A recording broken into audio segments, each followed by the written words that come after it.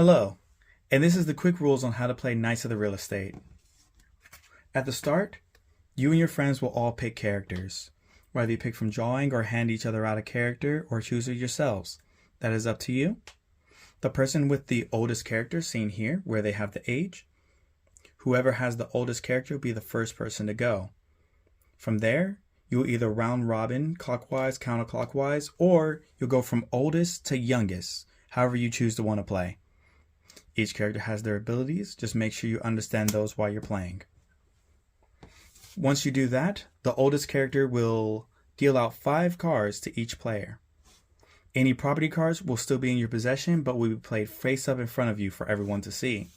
Your action cards will be hidden and kept in your hand. When it comes to your turn, you'll get to choose if you want to keep your hand and discard them and then draw back up to your hand, or if you want to go into the client. So we're going to go ahead and go for a client. With this one, this client here, this is their wants and dislikes. The wants will give you +1 client point. Dislikes will give you -1 client point. Your budget will give you +1 client point if you are at or under budget. If you're over budget at all, you'll get -1. If you're over budget by more than 100, then you'll get -2. With this, we have multiple properties that we can use. We can try all of these properties, but as we see with his wants and dislikes, the only property that he might take would be this one right here. So we'll go ahead and go with that. This one, if we were to sell it, will give us 3 victory points, as you can see here in the bottom right hand corner. This one also has only worth 300, which is well within his budget, and is also in Orla City. Though unfortunately, we don't have the bedrooms and bathrooms because they wanted 3 and 3, but we can still make this sale. If we make the sale, then this property will be taken out of play, put off to the side, and the client is discarded. At the beginning and end of your turns, you will have 5 cards in your hand. So now at the end of our turn, we'll pick up back up to 5. Then we'll move on to our opponent's turns. Whenever it's their turn, we can play any action cards we want to play on them. Or we can just wait till our turn. But just know, you will not draw back up cards until the beginning of your turn.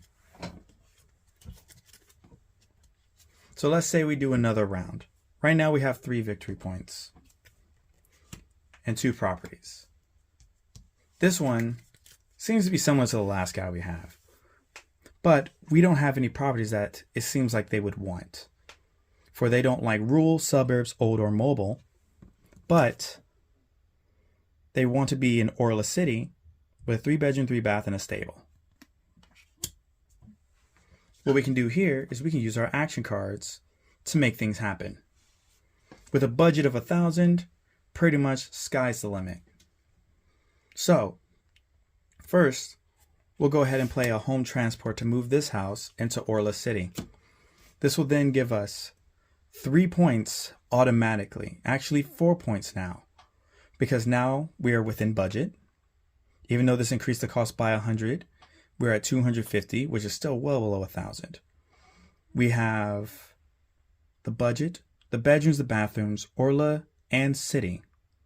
We don't get a minus because it's a fixer-upper, luckily, or auction or extra large land. But what we can do is we can renovate and go ahead and use the ability, which allows us to get more victory points off of the sell at the cost of removing the fixer-upper.